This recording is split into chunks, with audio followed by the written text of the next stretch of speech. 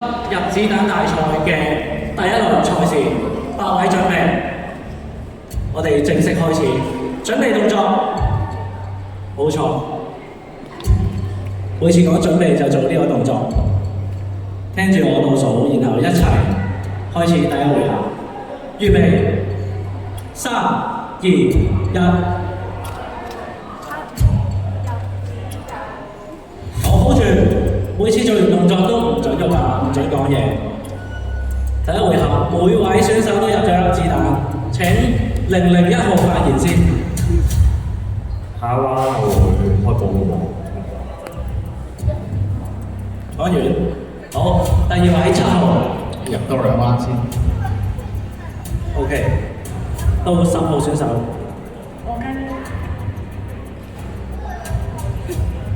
你有每人最多有30秒時間，你可以善用嘅。10號你可以繼續。我應該會入子彈先。好，去到11號。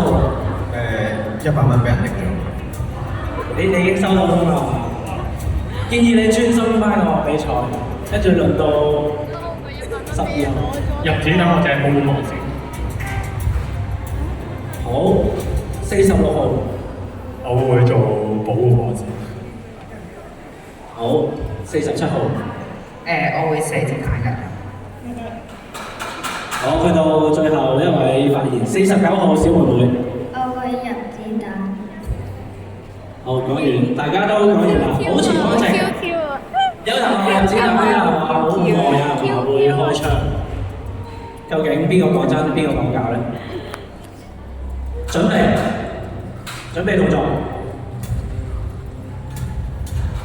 一中槍冇開保護網就會直接出局。預備，3、2、1。好，hold住。已經有人開咗槍啦，而且打中咗目標。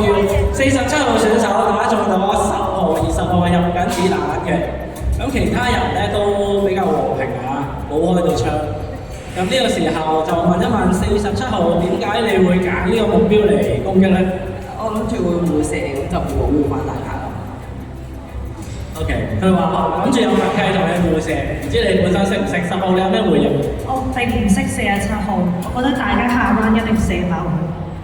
OK， 10號非常之唔忿氣，唔緊要，我哋今日咧都同包剪揼大賽一樣咧，有個候補機制。一陣間可以排候補隊，如果之後有人缺席咧，你有機會玩多場嘅。